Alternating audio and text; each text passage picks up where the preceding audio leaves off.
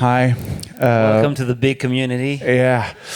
Non, on va continuer en français parce que ce serait un peu ridicule sinon. On connaît pas grand-chose au TED ni au TEDx, donc on va. T'as déjà vu une TED ? Non. Moi non plus. Voilà. On a été invité 2 fois à participer à celle de Martini.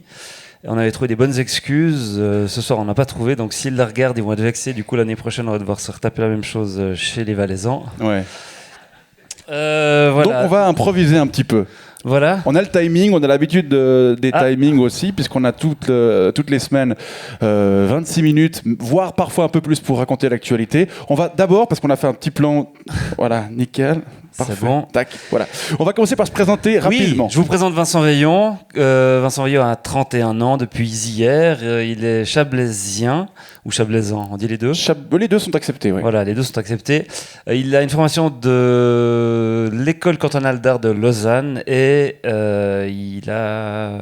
qu'est-ce que je voulais dire d'autre ? J'ai commencé à faire de la radio sur Radio Chablais. Radio Chablais, c'est ça, l'origine de son premier contact avec les médias et aujourd'hui, donc, il travaille pour une émission qui s'appelle 26 minutes. Vincent Cuchol, ici présent, est né un 23 décembre, non pas un 23 avril. Il a aujourd'hui 41 ans. Oui, puisqu'on a 10 ans de différence, c'est juste.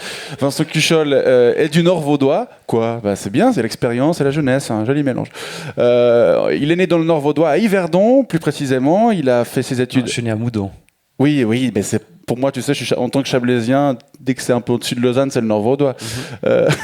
Donc, il est né à Yverdon, mais né à Moudon, mais a grandi à Yverdon. Puis, il a fait des études de sciences politiques à Lausanne. Et puis, parallèlement à ça, il a ensuite fait une formation de théâtre, de comédien, à l'école Serge Martin de Genève. Voilà, donc un roman comme ça, plurirégionaliste dans sa formation. Voilà. On est là parce on nous a invités à venir parler de nous. Voilà, donc, désolé, c'est un peu nombriliste, mais c'est ce qu'on nous a demandé de faire. On fait donc une émission qui s'appelle 26 minutes, peut-être que vous connaissez, une émission qui décortique l'actualité avec un regard décalé et caustique. Par le truchement de l'humour. Voilà. Une émission qu'on fait depuis maintenant 2 ans et demi. On en est à la 6 ou 7e. On sera à la 100e au mois de décembre. Une émission qui nous prend tout notre temps, c'est notre métier. On nous demande souvent ce qu'on fait à côté parce que les gens s'imaginent que ça prend 26 minutes. Vous bossez une demi-heure par semaine. Voilà, donc ça nous prend à peu près tout notre temps. On est les deux là-dessus à plein depuis janvier 2015.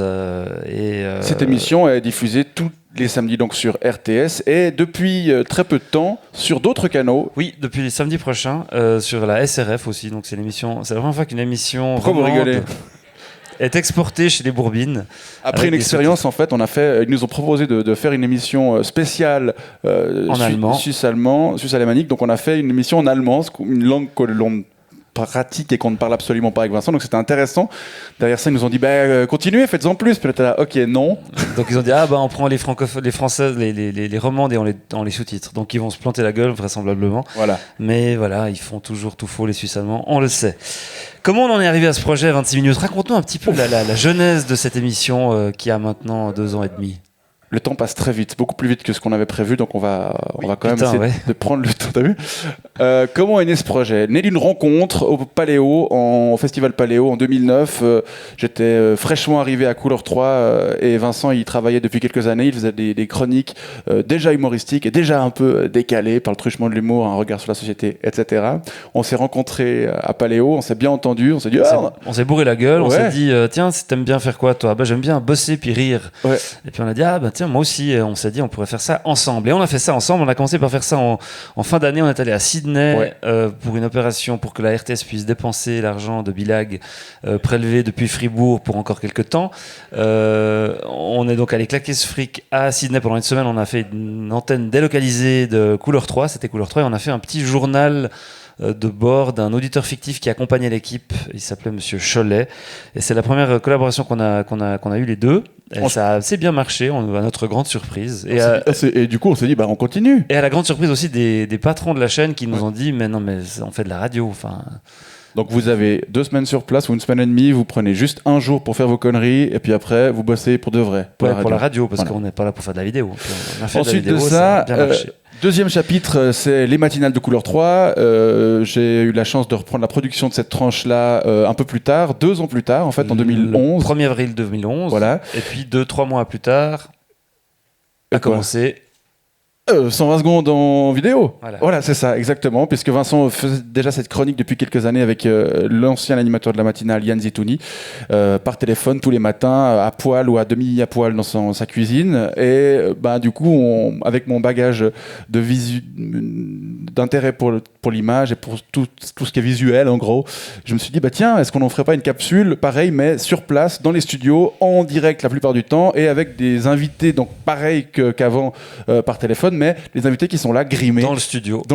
L'idée vient aussi du fait qu'on a découvert sur Internet des chroniques qui étaient que radio, que sonore, et qui avaient été pompées par des internautes, des auditeurs, et qui les avaient mis sur YouTube avec une image figée, et on est tombé dessus, il y avait 150 000 vues, enfin il n'y avait rien à voir, c'était juste 150 000 écoutes, et on s'est dit, mais en fait, ce serait un peu con que ça se reproduise trop souvent, il faut que ce soit nous qui mettions ça sur Internet, et c'est ce qu'on a fait. Toujours en se disant, mais c'est cool de bosser ensemble, on continue à boire des verres et à créer des trucs, donc on a continué durant 3 saisons à faire cette matinale, et puis parallèlement à ça, comme on faisait aussi un peu d'improvisation, et on en fait toujours ensemble via une troupe d'improvisation qui s'appelle Avracavabrac, on s'est dit, tiens, pourquoi est-ce qu'on ne créerait pas un spectacle sur la base de ce 120 secondes quotidien, qui s'est appelé 120 secondes présente la Suisse, et qu'on a tourné pendant 1 an et demi, jusqu'en décembre 2014, et en janvier 2015, on a commencé on s'est dit on arrête 120 secondes, c'est bon, 3 ans, c'est un cycle, ça suffit, on va s'emmerder si on continue trop longtemps, on va être crevé, on va avoir des têtes non mariables. Ouais.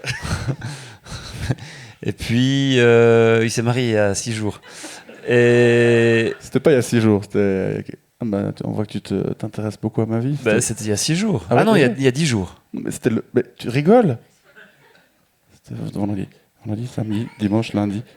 4 jours. Non, on est mardi. 5 jours. Putain, un jour. Donc pour avoir des gueules un peu mariables, on s'est dit on arrête la matinale, et on a proposé à la RTS, enfin c'était un peu une rencontre, ils nous ont un petit peu fait un appel du pied, je crois, je sais plus très bien. Bref, on a proposé ce format 26 minutes qui est un peu la même chose qu'on faisait avant. Développer, quoi. Voilà, en fait, c'est ça. On parlait d'expérience, tout ça, de regard sur la société. Depuis qu'on a commencé cette aventure, on a notre objet, notre atelier qui prend de plus en plus d'ampleur, qui se développe. Et ça, c'est une chance, même si on continue aujourd'hui à l'artisanat. Voilà, à continuer de manière artisanale. On a eu la chance de développer cet outil de mois en mois. Pourquoi je dis ça ? Parce qu'on bosse avec une petite équipe artisanale. Oui. On est en fait autonome et indépendant de la RTS. On vend en fait les contenus de l'émission. La RTS vient tous les vendredis dans une boîte de nuit qui s'appelle le Chaudron 18 à Lausanne. Ils viennent avec des caméras, ils filment l'émission et puis ils la diffusent après le samedi, 24 heures après la captation. Et nous, on fournit tous les contenus et on le fait de manière totalement libre. C'est-à-dire qu'ils découvrent en général ce qu'on a pensé, fabriqué, quand ça passe à l'antenne. Il y a une personne qui est un répondant pour l'entreprise, mais c'est une seule personne, et puis là, on a un très bon rapport de confiance. C'est jamais arrivé qu'on soit censuré. On s'est fait taper sur les doigts une fois pour un détail. On avait dit trop de marques dans un sketch, on n'est pas censé le faire. En l'occurrence, on a cité le sponsor de l'émission, je pense 50 fois.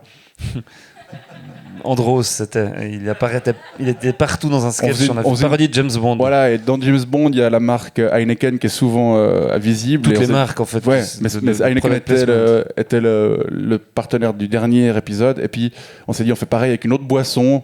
Ils sont sponsors, Andros. Puis ils ont gueulé là. Et par contre, Andros était ravi. Oui. Voilà. Donc, c'est une des rares fois où on s'est fait taper sur les doigts. Donc, cette liberté, eh bien, ce mérite et ce chérit, et donc la confiance qui nous témoigne nous oblige, et donc on fait tout ce qu'on peut pour aller le plus loin possible, parce qu'on nous pose souvent la question, est-ce qu'il y a des limites, est-ce que vous censurez, est-ce que vous êtes censuré, et donc c'est rare qu'on se dise non, on fait pas. Ça arrive de temps en temps parce que c'est de mauvais goût, ou alors ça pourrait être mal compris, blessant. Donc on a un jalon un peu le bon goût et le bon sens. Et on s'auto-check aussi. On a la chance d'être deux et de collaborer. Donc que ce soit pour l'écriture des sketchs ou la limite qu'on pourrait franchir, on est tout le temps là.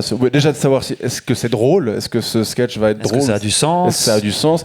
on peut s'auto-checker déjà ensemble. Et ce qui est assez rigolo quand on observe l'évolution de notre duo, c'est que depuis les matinées sombres dans le studio de Couleur 3, à être un peu clé 2, c'était pareil à Couleur 3, on faisait un peu ce qu'on voulait. On a su garder cette indépendance éditoriale et cette confiance des chefs pour pouvoir faire pareil aujourd'hui à plus grande échelle. Et ça, c'est assez cool. Voilà. Et on a pu s'entourer de gens. D'ailleurs, on n'est pas que les deux, on est 7 personnes à bosser sur l'émission durant la semaine parce que oui, ça prend du temps, des ressources. Sur un tournage, j'en ai avec les comédiens et l'équipe de réalisation, on est entre 4 et 30 ou 40.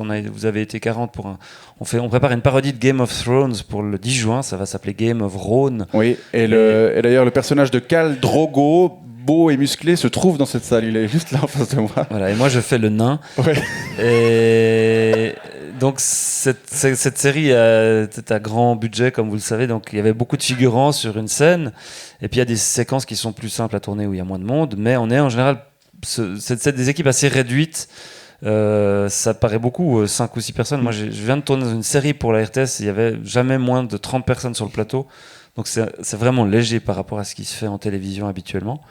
Mais donc ça représente quand même des ressources, et on a la chance d'être entouré d'une équipe assez jeune. Et ça, c'est particulier. Je suis le plus vieux de la boîte. Ça me fait un peu bizarre. Mais on a 2 jeunes de 20 ans qui sont hyper bons. À l'ERACOM, des stagiaires. Ouais, ils sont super. Quand ils auront fini, on les engage, c'est sûr. Donc on découvre cette pépinière de jeunes qui sont hyper au fait de tout ce qui est image et tout ce qui est narration vidéo, et c'est vachement cool de bosser avec ces jeunes. On parle du public un petit peu ? On parle du public. Donc les gens, on a la chance de faire ce qu'on fait, mais surtout parce que le public est là et répond et nous suit. Il était un petit peu communautariste, non ? Sur Couleur 3, c'était une petite niche un peu, enfin une assez grosse niche, mais quand même c'était des gens qui nous suivaient sur la 3, mais aussi qui n'écoutaient pas la 3 et qui nous regardaient sur Internet. Et maintenant, avec la télévision depuis début 2015, ça s'est élargi beaucoup. Ça s'est élargi. Et puis ça marche assez bien. La RTS est content, donc c'est aussi ça qui fait qu'on nous fout la paix, parce que si ça marche bien et qu'on n'a pas de plainte, on n'a jamais eu de plainte, personne ne s'est jamais manifesté. Il y a des fois des gens qui gueulent fort quand on tue des chats, par exemple. C'est le sujet. Quand on fait semblant de tuer des chats. Oui, quand on fait semblant de tuer des chats et des chiens, là, c'est là où on est sous une avalanche de réactions de mémères à caniche. Je dis ça parce que tous les commentaires, 90% des commentaires outrés qui étaient postés sous le sketch en question, il y en avait, je sais pas, 150. 90% de ces commentaires étaient produits par des photos de profil avec soit 2 chats, 2 chiens, ou une nana avec 2 chats ou 2 chiens. C'était des mémères à caniche ou à chacha on rit pas avec les animaux. En revanche, quand on parle du conflit israélo-palestinien, des pauvres, Syrie, du sida, migrants, tout ça, c'est nickel, ça passe. Okay.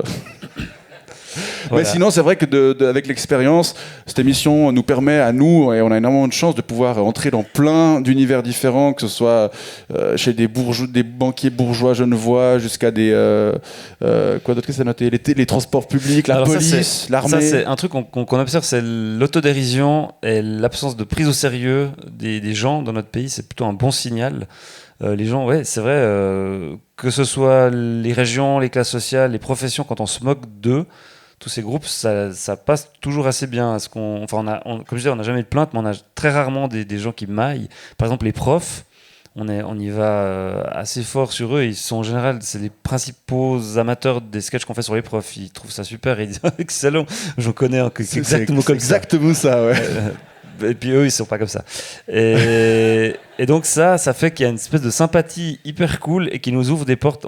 L'exemple de l'armée est assez chouette. On a fait un sketch à l'armée. Avec ça, c'était pour le spectacle. Le portrait il faut que tu te dépêches avec cette anecdote, elle est assez longue. C'est une cool anecdote. Dépêche-toi. Le portrait du lieutenant-colonel Inebnit. On est en contact avec un type de l'armée qui nous dit mais il faudrait aller tourner ça dans une place d'armes, ça serait bien. On dit bah ouais, super. Ouais, on n'a pas le droit, non, d'aller sur les places. C'est bon, ouais, j'organise. Puis on dit mais il faut aller à Bure. Puis on a dit ouais, mais c'est loin, donc on va plutôt aller à Moudon ou à Chamblon ou à Bière, c'est plus près de chez nous. Ouais, mais on va en hélicoptère. Et ils sont venus nous chercher avec un Eurocopter, un EC-135, je ne sais plus le modèle exactement. Enfin, il y avait 6 places. On est tous allés à Bure depuis la Blécherette. Et le décollage, le pilote communique avec la tour, donc ça se fait en anglais, hein, genre Lausanne to Swiss Army 105 from Lausanne to Bure. Puis après, il y a la tour de contrôle qui répond Lausanne to. Amusez-vous bien, les gars. Voilà, et on a volé pendant 45 minutes aller et retour. Et à Bure, on nous a prêté un Piranha, une compagnie, donc 150 gars qui ont fait ce qu'on voulait. Ouais. Et le pouvoir aussi, on a des contacts aussi parce qu'on invite plusieurs personnes. D'ailleurs, Mathieu Fleury, qui est ici présent, est venu aussi une fois sur le plateau de 26 minutes. Parce du coup, on peut venir à la TEDx de Fribourg. Voilà, c'est ça, c'est des échanges, c'est du networking, tout ça. Et ben c'est vrai qu'on a de la chance aussi de s'approcher du pouvoir. Ça donne aussi une saveur assez cool à notre petite Suisse, de se dire qu'on peut tous être en contact et qu'on n'est finalement pas tous dans des castes hyper pas hétérogènes. On a aussi pu tourner dans une voiture de flic, on a pu avoir un bus TL avec une remorque pendant une journée entière. On allait où on voulait dans Lausanne. C'était génial, avec des figurants dedans qui hallucinaient. On disait, ok, stop, on peut faire demi-tour. Ouais, je vais juste au rond-point. Il enlève la ligne, dans la perche. Ouais. Il tourne, puis c'est un vieux bus, il tourne, il revient. Enfin, c'était dingue, quoi. On peut aller dans des chalets de luxe, en station, survoler le Cervin. Enfin, on peut faire des trucs. On se dit très souvent avec Vincent, quasiment chaque semaine, parfois on est dans le stress, puis on se dit, c'est quand même bizarre ce job, non? Ouais, c'est quand même assez cool. Mais peut-être qu'on va pas faire ça toute notre vie. Non, parlons de l'avenir, on a 1 minute 50 pour ça. On vous disait qu'on avait fait 3 ans de 120 secondes, alors là on continue 26 minutes jusqu'à Noël, ça sera la 100e fin décembre. On ne sait pas si on continue au-delà, le contrat nous contraint à livrer des émissions jusqu'à Noël, et derrière ça on ne sait pas, on a des envies, on a envie de retourner sur scène, on a envie peut-être de faire d'explorer d'autres formats en images. Tout à fait, et c'est vrai qu'on parle du cycle de la matinale qui a duré 3 ans, au-delà duquel on s'est dit bon allez viens on fait autre chose. C'est possible qu'au bout de la 100e de 26 minutes on se dise aussi ne commençons pas à ronronner, remettons-nous en danger et avançons. On verra ça. Quoi qu'il en soit, c'est donc ensemble, en effet, c'est le thème. Et on se disait l'autre jour que on souhaitait à tout le monde de trouver son alter ego professionnel et amical. Et tout ça est parti d'une beuverie à Paléo. Et puis de trouver des connexions où on arrive à se mettre sur la même ligne pour défendre les mêmes types de projets en étant OK idéologiquement, peut-être plutôt moralement, mais quoi qu'idéologiquement aussi. Même vision du monde qui nous nourrit et qui nous fait avancer avec plaisir et avec une certaine forme de fierté. Tout à fait, c'est assez beau et agréable. Et pour la petite anecdote des 25 dernières secondes, on s'est rencontrés à Paléo en 2009 et on a pu boucler la boucle en 2014 en fêtant les 40 ans de ce festival. Les deux sur scène avec énormément de monde parce que pour le coup sur la grande scène il fallait amener beaucoup de force créative et ça a été le cas. Et c'était une très belle manière de boucler la boucle. Merci beaucoup. Et ça nous manque de faire ça, d'être sur les planches. Merci. Bonne soirée, ciao ciao. Ciao.